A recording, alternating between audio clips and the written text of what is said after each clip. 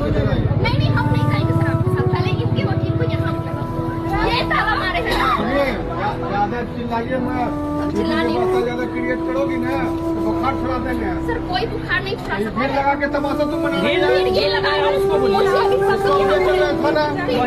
भीड़ लगा है। नमस्कार, मैं हूं शीतला तिवारी। आइए चलते हैं बिहार के वैशाली। बिहार से ये खबर आ रही है जो कि आप सुनेंगे तो आपके दिल को काफी ठेस पहुंचेगा।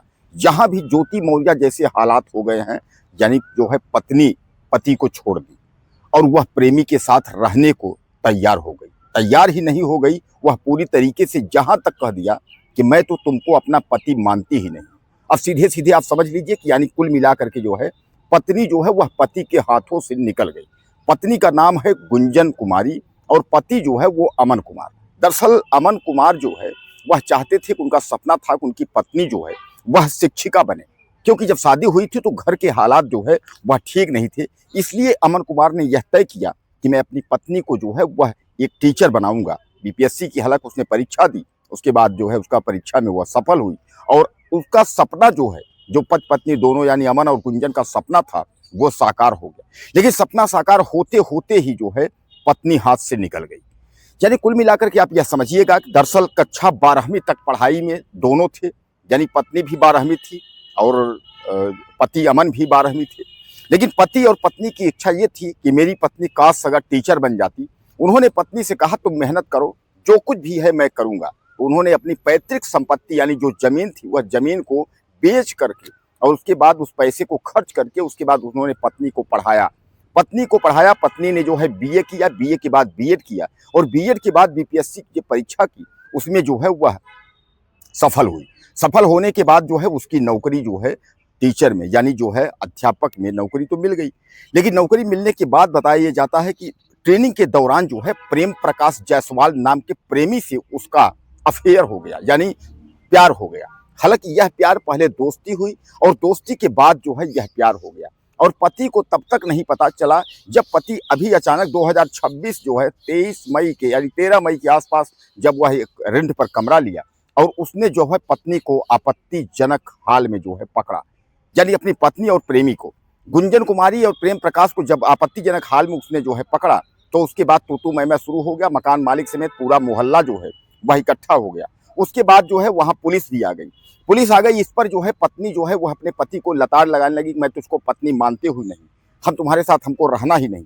अब दोस्तों जो है इस पर जो है पति काफी दुखित हुआ। पति का यह कहना है कि अब हमको पत्नी के साथ रहना ही नहीं है। अगर किसी पत्नी के मुंह से अगर आप यह सुने वह पति के लिए बोले कि हम इसको कभी पति माने ही नहीं, तो आप सोचिए कितना दुख होगा। और वह भी उस व्यक्ति को बोले जिस व्यक्ति ने पढ़ा लिखा करके अपनी बीवी को जो है टीचर बनाया। आपको याद आ गया होगा ना ज्योति मौर्य की कहानी। एसडीएम ज्योति मौर्य का पति आलोक मौर्य का भी यही आरोप था कि हमने पढ़ा लिखा करके और उसके बाद एसडीएम बनाया और एसडीएम बनने के बाद जो है उसके जो है तेवर बदल गए। उसने कहा हमको तलाक चाहिए, हमको तुम्हारे साथ नहीं रहना है। आज तक जो है उन दोनों की जो गांठ पड़ी है वह ठीक नहीं हुई। आलोक मौर्य अलग हैं और एसडीएम ज्योति मौर्य गाजियाबाद में अलग है। अब दोस्तों कुल मिलाकर के यह पति पत्नी का जो विवाद है यह इस स्थिति तक पहुंच गया है कि दोनों जो है वह अलग हो गए। यानी पत्नी का जो है जो अफेयर जो प्रेम प्रकाश नाम का जो व्यक्ति है उससे जो संबंध है वह बन चुका है। कारण यह है जैसा मैं आपको बताया कि टीचर की ट्रेनिंग में दोनों साथ में थे, दोनों में जो है दोस्ती हुई और दोस्ती के बाद प्यार में बदल गई। और सबसे बड़ा गाज तो तब गिरा जब जो है इन दोनों के बीच में एक 10 साल का लड़का है। अब 10 साल के लड़के ने जो है सबके सामने यह बता दिया कि मम्मी जो है अक्सर जो है ये अंकल को बुलाती थी, ये मिलते थे और हमको कहती थी यह बात पापा को न पता चले, यानी कभी भी यह बात मुंह न खोलना, यह बात बताना नहीं, नहीं तुमको मारेंगे।